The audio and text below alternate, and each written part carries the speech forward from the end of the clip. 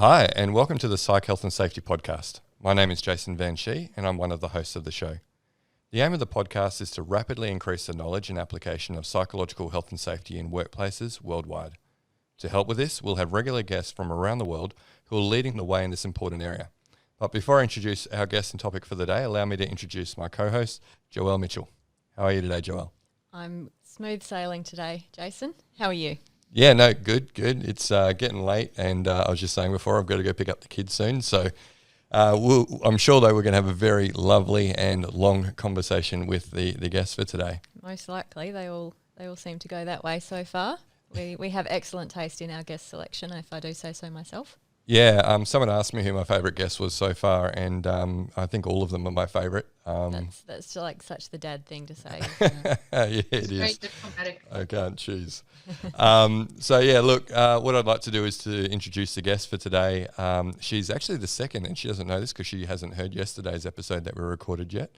She's the second organisational psychologist to feature this week, is highly experienced in the field of psych health, safety and wellbeing, and has recently taken up a new role with the Victorian Government.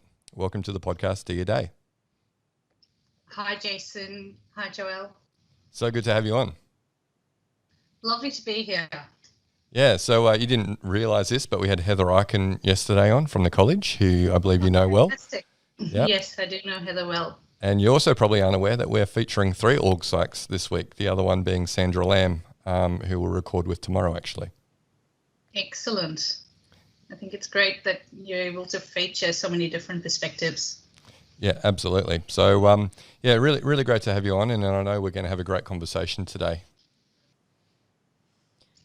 Let's get on with it. Sorry, yes, we'll get going. All right, so Diya, what we like to do first is get to know you a little bit, and we won't ask you anything too personal.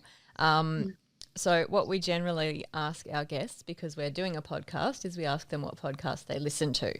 And I understand that you're not a podcast listener, with the exception of ours, I'm absolutely sure. But I hear that you like to read a lot. So what's something good that you've been reading lately?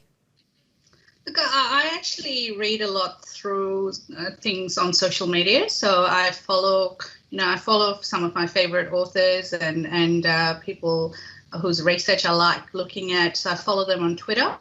I look at their feeds, and very often I use an app called Pocket, which is really handy if you're looking at a lot of things on social media but don't really have time to read them then and there. And I put them in the Pocket, and Pocket actually can do an audio version of those. So if you're wanting to listen to it when you're traveling, it kind of becomes like a podcast. Uh-huh. So it's a bit of a blend for me, and that's a good way for me to stay in touch with what's happening in the org psych world or topics I'm interested in.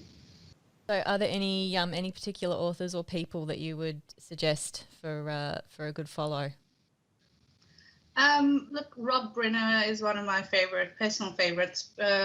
He's an org psych based in the UK, and the reason I like following his work or his tweets, he can be quite controversial, but he backs it up, and he talks a lot about evidence-based practice, which is something I think as organisational psychologists we're very passionate about. Something that might have popped up on this podcast from time to time. Yeah. Just in every episode, repeatedly. All right, well, let's talk about your professional career then, Diya. Tell us all about that. I trained as an organisational psychologist, and I initially started off in an internal HR role for a large multinational company, consulting firm. I was there for about a year and a half, and then I actually switched into consulting and for a different firm. It was a boutique consulting firm, quite small in comparison, and I stayed there for about 8 years. I loved the kind of work I got to do. So I did a lot of work around leadership development in particular, but also some very interesting organisational reviews and audits and cultural audits and things like that. And I think that's where I realised I had a passion for organisational health and safety and wellbeing in particular, because a lot of those reviews had that as an impact. And I started seeing the system side of it, and how if you don't get the system side right, it does lead to really adverse well-being impacts on people. So that's where I realized I had that passion, and I started working more and more in the health and well-being space, and eventually joined the Department of Education and Training in Victoria to help them develop and implement a statewide program for principal health and well-being strategy, essentially.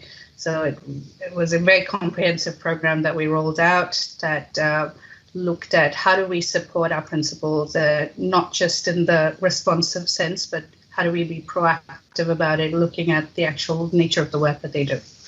So that's how I started off in Victorian government, I suppose, and then I also got involved in, then thinking about, okay, we've got the principal health and wellbeing strategy done, so then what does it look like for the rest of the workforce?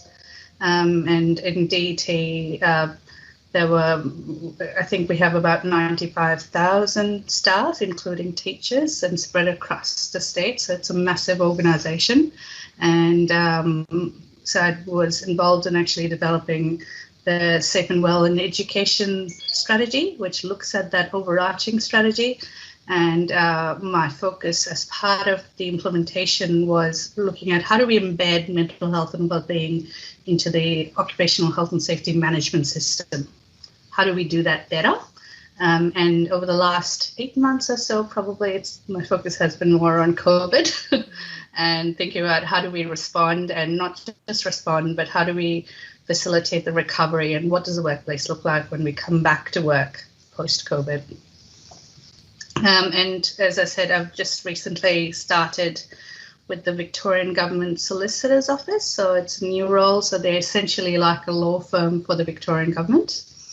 And I've started in the capacity of the Organisational Wellbeing Manager.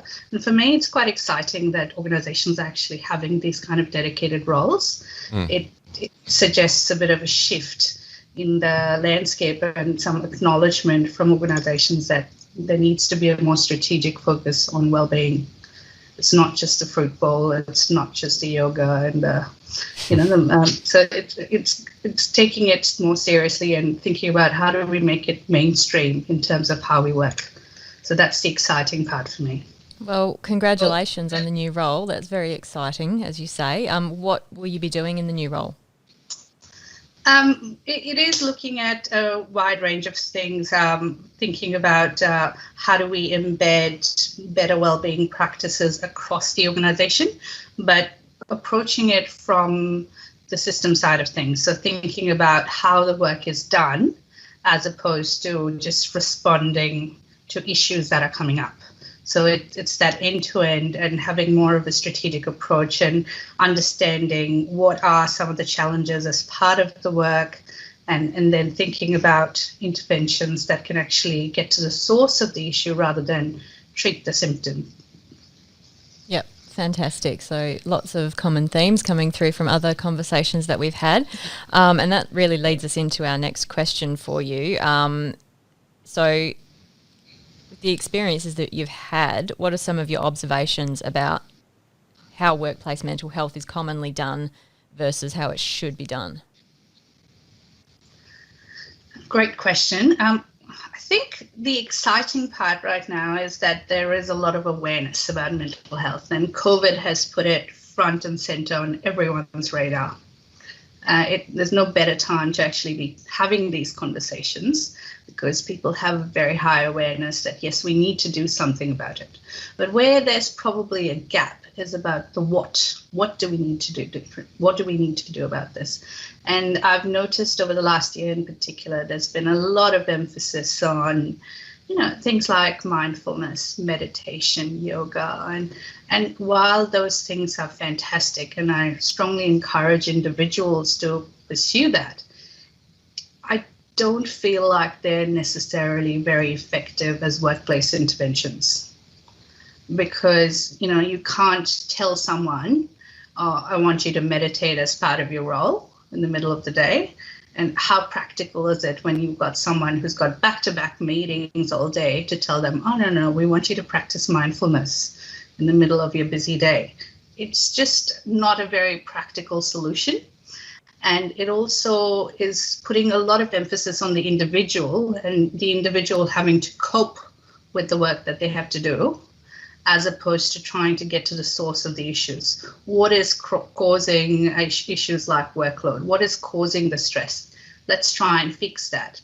I can't tell you how many times I've been in workshops around resilience or other things where I've had people saying, oh, this is great, the workshop's great, but I'm just thinking at the back of my mind that I've got an email inbox filling up and I'll have to look at all of that at the end of the day and be up till 11 o'clock responding to those things.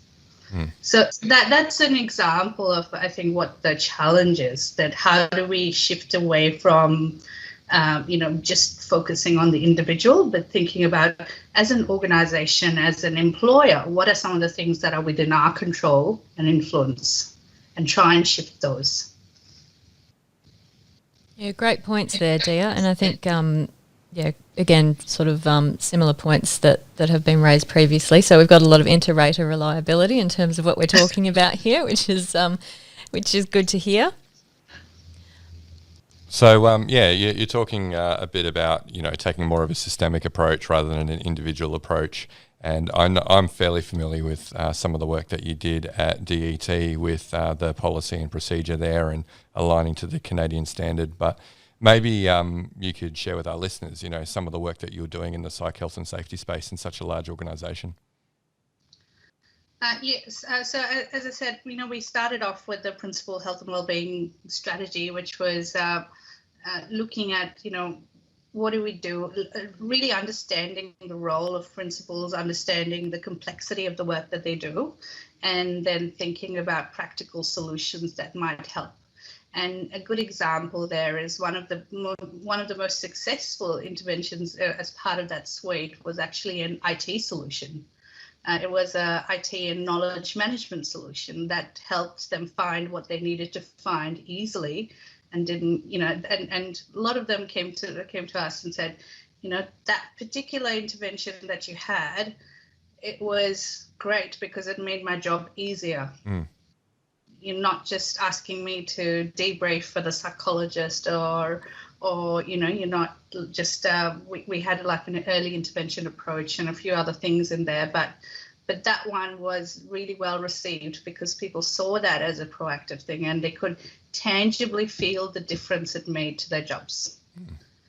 And that's something I think worth looking at, and it's a mind shift, because most people, when you hear about the solution, you're like, oh, that doesn't really sound like a wellbeing solution.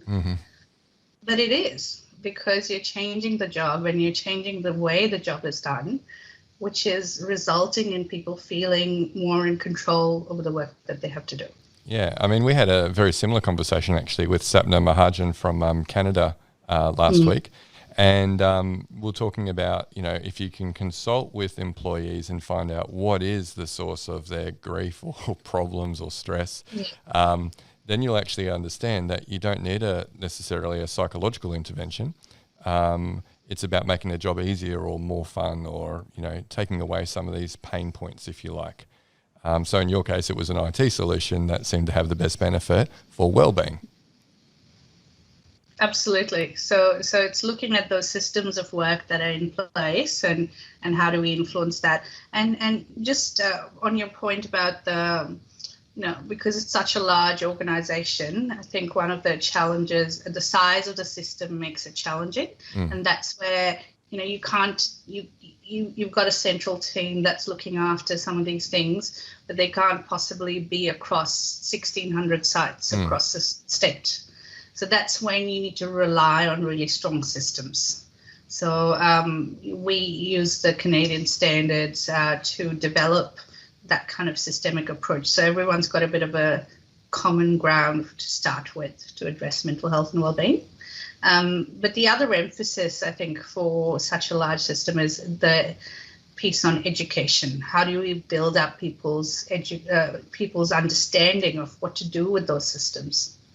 And how to actually work with it, and building their capability around not just jumping to a solution.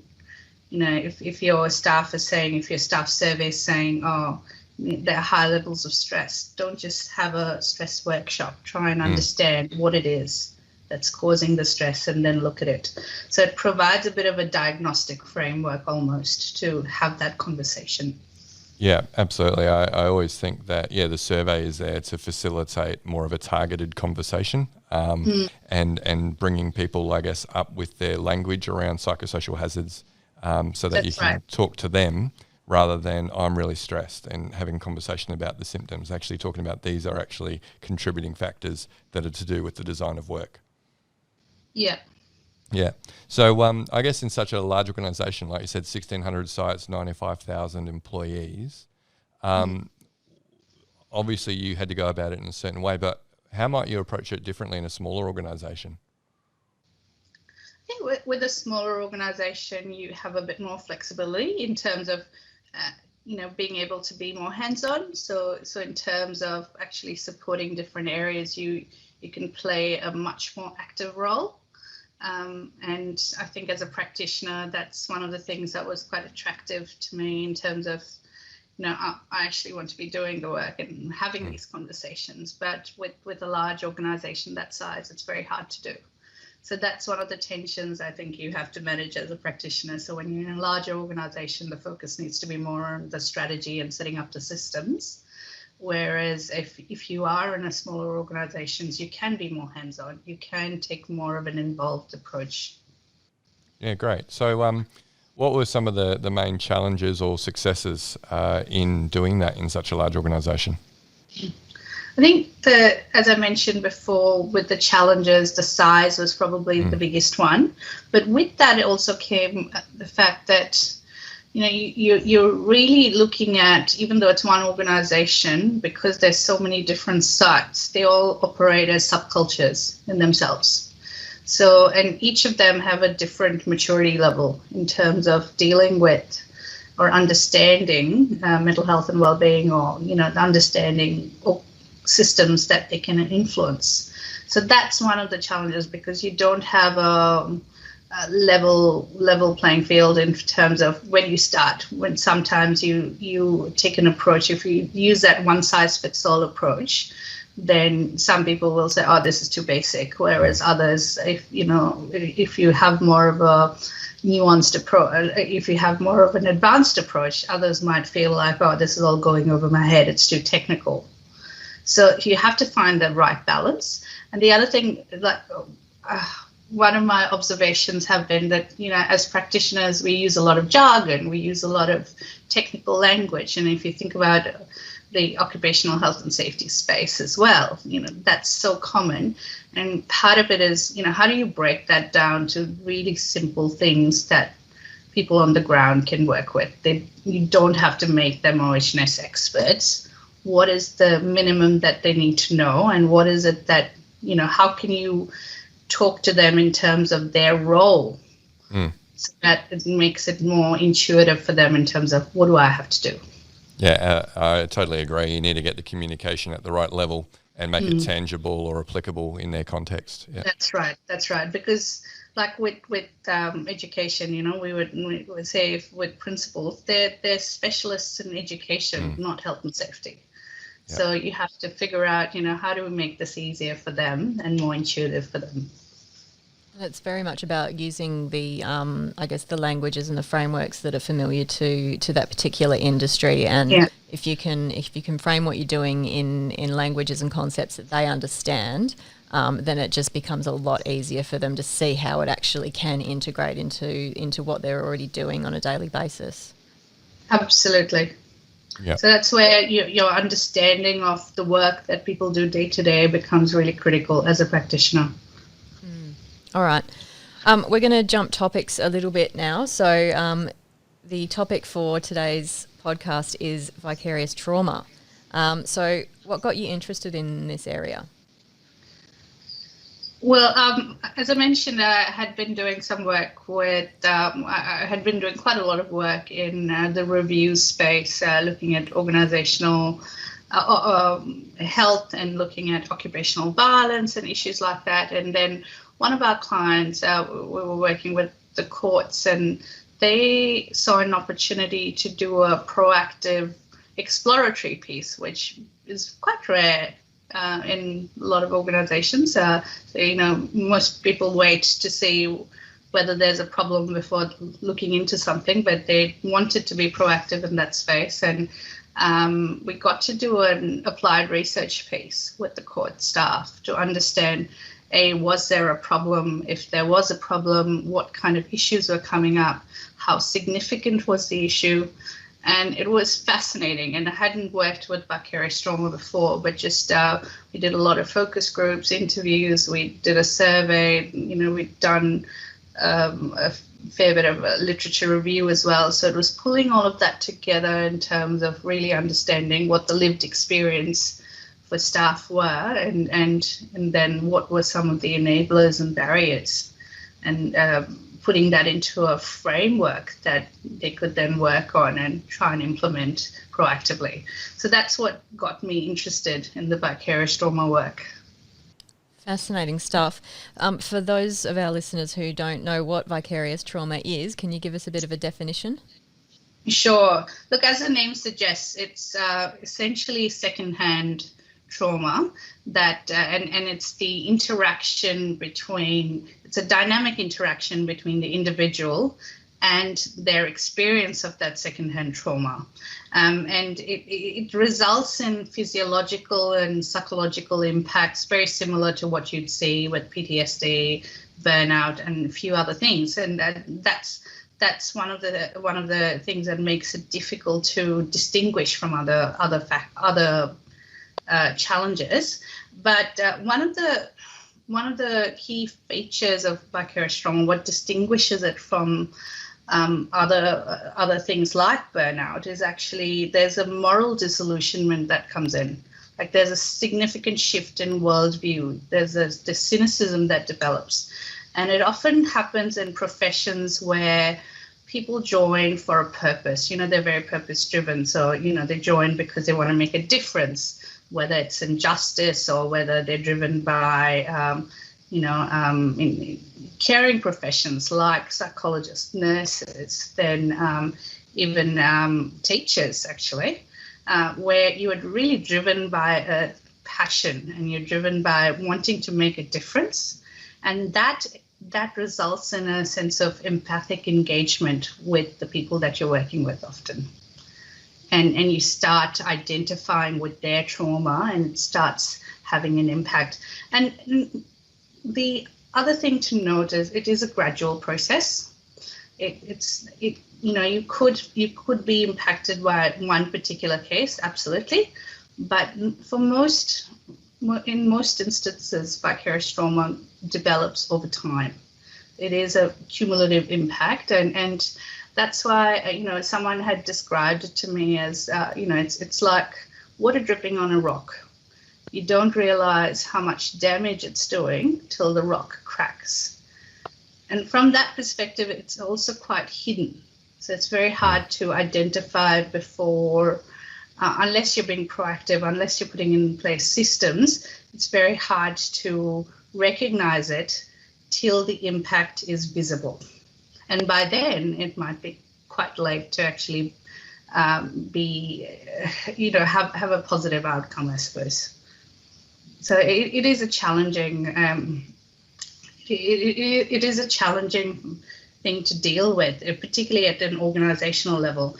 Now, I did talk about it being quite a dynamic interaction, and I wanted to explain that a bit more, where what happens is the individual's personal life and your perspectives come into play a lot in terms of whether or not something you experience is impacting on you. A good example is, let's say, if someone's dealing with child abuse cases, they might be really, they've run with the cases for many years, and they're doing well, they're fine, they manage the content and the challenging content quite well. But say if, their whole worldview might shift if they have their own child.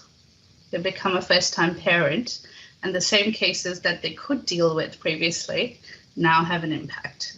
So the personal life circumstances makes it a very dynamic thing, and it makes it something, again, which is quite individualistic. Sometimes the triggers are quite individualistic, and it's also constantly changing because things are always happening to us.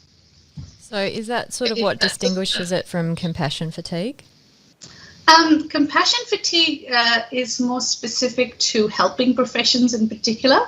So nursing staff or, psychologists or social workers.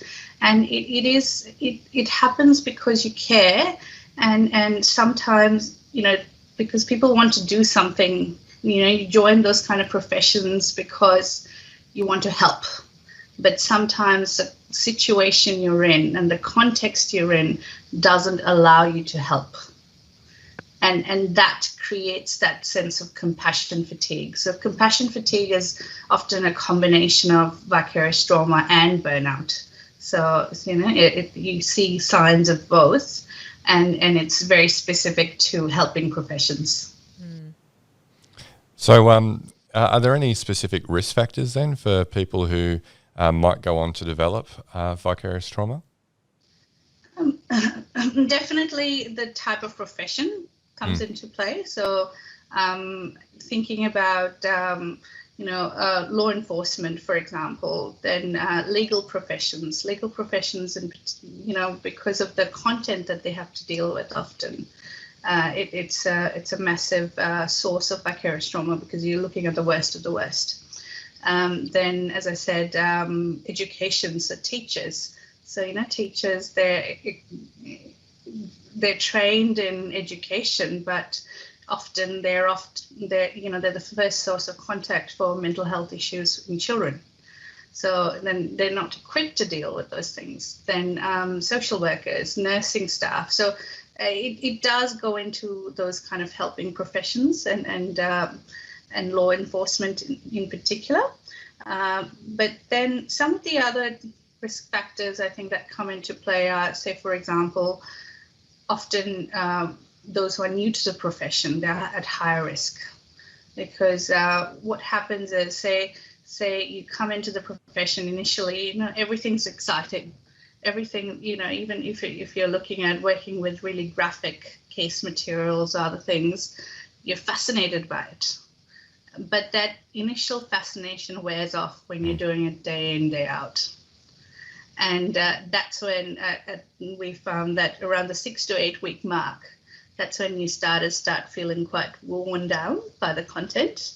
That initial excitement drops off and that reality sets in. That, this is what I have to do day in, day out. So those who are new to the profession in particular need a fair bit of support. Those have personal history of trauma. That's another risk factor. Sure. If you've had different experiences, and sometimes those personal experiences of trauma are actually what motivate people to join those professions. So it can be a bit of a double-edged sword in a way. What makes them really good at what they do is also what puts them at risk. And the interesting thing is because of the cumulative nature of the work, those who are quite experienced could also be impacted by vicarious trauma because you may have, as I said, you may have done the work day in, day out for many years, but then because it's been accumulating and because it's something people don't often process because it's in small doses, you don't realize it till you get to that tipping point. So those who've had number of years in their career could also get to that point. So that, both ends of the spectrum matter. Okay. So thinking about organisations then, what can they do from a systems-based perspective? What approaches can they take to address vicarious trauma? It has to be risk-based. So that's fundamentally what the starting point needs to be for organisations. And again, if you think about it from that systems perspective, a very simple way to understand it is thinking about, what can you do before something happens as part of how you set up the job, how the work is actually done. what can you do in that space? So what do you do before to prevent vicarious trauma from happening or exposure to vicarious trauma?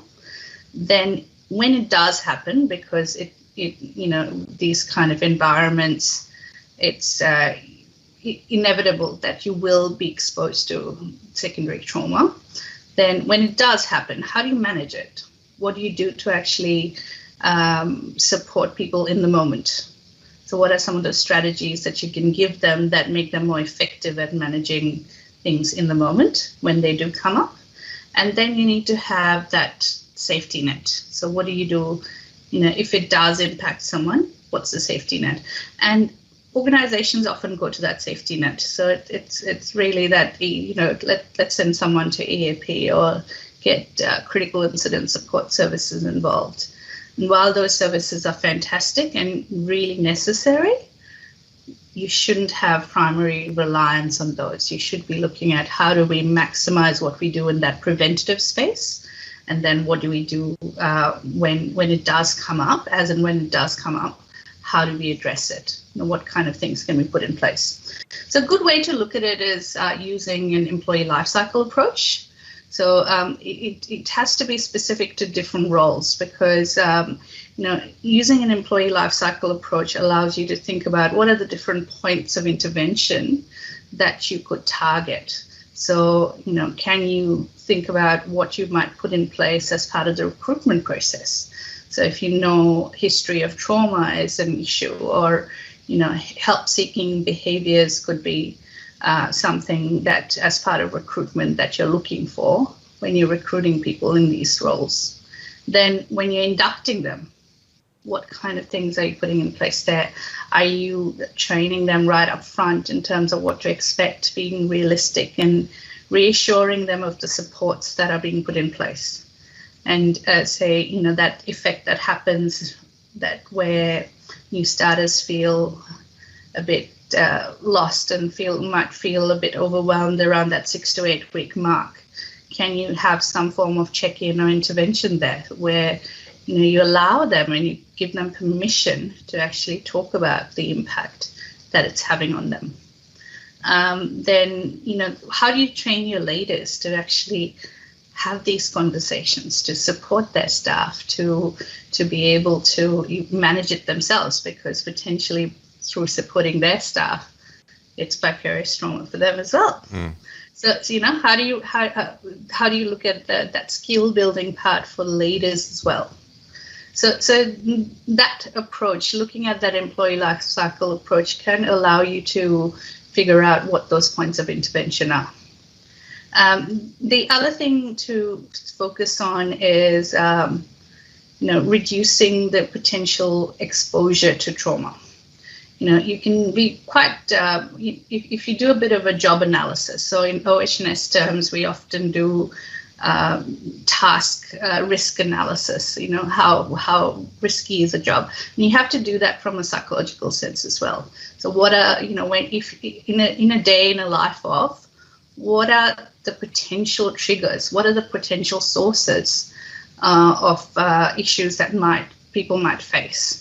And that allows you to do a bit of an assessment and figure out, can we shift the way the job's done so that the impact is reduced? And I'll give you an example. In courts, with court reporters, they have to record what's going on with the proceedings. So one of the ways in which they manage that exposure or limit that exposure issue is that they do not record more than 15 minutes of a case at a time. After 15 minutes, they get a new case recording and it switches to the next person. So that way they're not getting fully involved in the story and the testimony and evidence that they're hearing for a prolonged period. So that's a very practical solution you could put in place. Then, I've seen in other areas where, when different clients or other things come in, they do a bit of an assessment of how, if we had to do a risk assessment, would we say this is really challenging? So they have almost like a bit of a traffic light system. And you could monitor whether or not any one individual is getting too many of those. So in terms of distributing the load quite a bit, you could be strategic about some of those things. So those things can actually help minimize and make sure that right up front, you're not putting people in a position where they're experiencing this day in, day out. The third thing you can look at is actually the skill development part of it. So that's really critical in terms of building people's awareness. And as I said, because it's such a personal thing, it is important for people to realize how it works and how to recognize what might be personal triggers for them. So the three things we often talk about in terms of capability development is looking at the ABCs. So, awareness. What do you have awareness about what your personal triggers might be? Then thinking about balance. Now, when I talk about balance, it's more around professional balance. And as psychologists, we get trained to manage our boundaries, but that's not really common in a lot of other professions. And that's often where people come undone in terms of starting to associate with the cases that they're dealing with. So how do we build that kind of professional boundaries and balance skills for them in terms of understanding what is their role and that they can't fix everything? So, trying to shift away from some of those being idealistic about what can be achieved. And the third one, C, is basically connections. And that is something like time in, time out, that building in mechanisms for debriefing. So if you know that this is the content you're going to be working with, you have to build in systems that allow people to debrief without necessarily feeling like they're admitting that something's affecting them and they're not coping. So moving it away from that and making it as part of your professional practice. So thinking about it as part of, this is how I maintain my professional well-being and make sure I'm in the best possible state of mind to do my job. So shifting that conversation is really critical.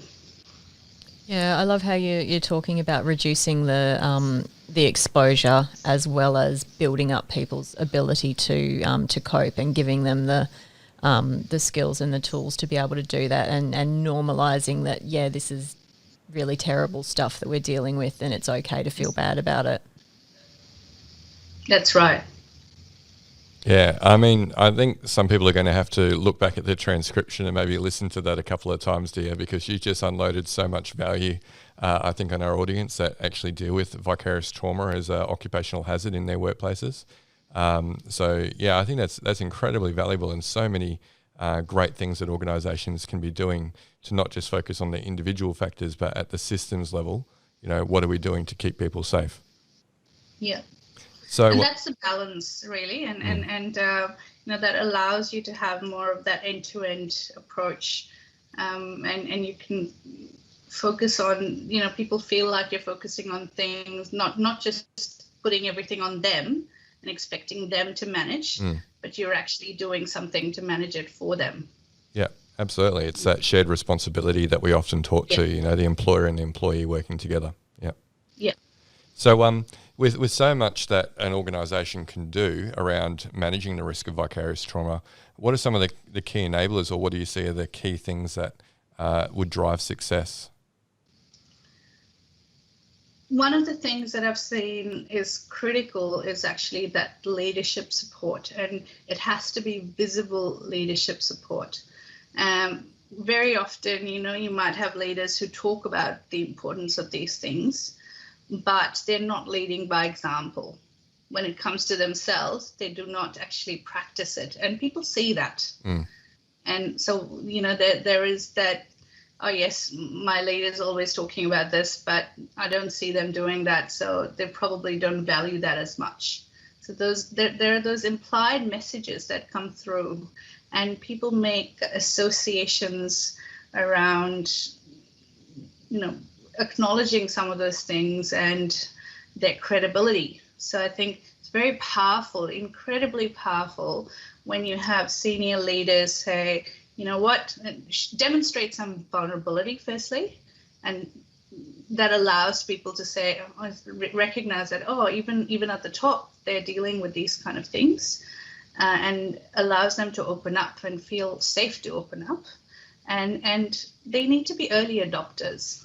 So where I've seen these kind of things work really well is where the CEO or the leader, or, where they put their hand up and say, I'll be the first one to do one of these debriefing sessions or participate in these things. That sets a really powerful tone and encourages everyone else to come along. Yeah. The second thing I think is that cultural shift. And I mentioned that whole thing around thinking about it not as you needing support because you're not coping, but thinking about it in terms of your professional well-being. In allied health professions, it's been built into our profession. As part of our registration requirements, we're required to do supervision. We're required to do that because we recognize that the content that we deal with and the work that we do is challenging. So in a way, it's that professional acknowledgement of the nature of the work that people do, and acknowledging that it is challenging, it is complex, and it warrants something where you do need some extra support, and that's part of you being the best professional self that you can be. Yeah, no, absolutely. So it's leadership support, developing that culture. Very valid points. And it's amazing, I guess, some of this work that you've been doing around vicarious trauma and looking at it a different way than what I guess the popular approach is. Like you said before, often it's, hey, if this work is distressing for you, that's your issue. Go see the EAP if you become distressed. Whereas what you're looking at is how can employers actually shoulder some of the responsibility to keep people healthy when they come into those challenging roles. Yeah. And that way, you're also demonstrating that genuine culture of care, that, you're setting up your people for success. Often organizations lose really high performers and people who do fantastic work because they get to a point where they can't see an end in sight. That they just get to that breaking point and they're like, I have to remove myself from this environment because I can't do this day in, day out. One of the questions I often ask people who have really intense roles and any kind of intense profession is, can you see yourself doing this in 5 years' time, working at this pace and doing what you're doing in 5 years' time, in 10 years' time? And that often makes them think about the sustainability aspect of it. Yeah. And by looking at organizational factors, that's what you're building in. You're building in that sustainability. Yeah. I think it's amazing the picture you paint around vicarious trauma and how you can take that systems level approach rather than a purely individual approach. So given your experiences and working for some very large government organisations, what is your vision or hopes for the future of workplace mental health? Well, I think one of the things I hope, and I can see signs of it already, which is encouraging, is better integration of mental health and well-being as part of the occupational health and safety management approach, because it has to be integrated as part of that risk-based approach. If you're not looking at it from the risk-based angle, you're just putting a band-aid on it, so you're not getting to the source of the issue. The OH&S systems actually allow you to do that, root cause analysis almost, to understand what the factors are. And I'd like to see that done better, but traditionally, OH&S management systems, it's designed for physical hazards. Yeah. And physical hazards are pretty, you can be quite formulaic. If X happens, do this, and then you're okay. But I think that the challenges, mental health issues and mental health and well-being factors, they are not as straightforward. They're not as linear in terms of their management. So there needs to be much stronger emphasis on education and giving people the confidence to deal with the system. So not just having the systems, but then how do you build up people's confidence to actually use those systems effectively? Yeah, Joelle and I are both looking forward to ISO 45003, which puts psych health and safety directly under the OHS-MS. That's right, and look, you've seen examples of it in, like with the New South Wales Code of Practice that's been released, and so I think there is a bit of a shift, and hopefully that becomes a key motivator for organizations to be more strategic and think about how do we do this better, and how do we integrate this as part of how we work rather than being an add-on. Yeah. Like nice to have and a feel good factor.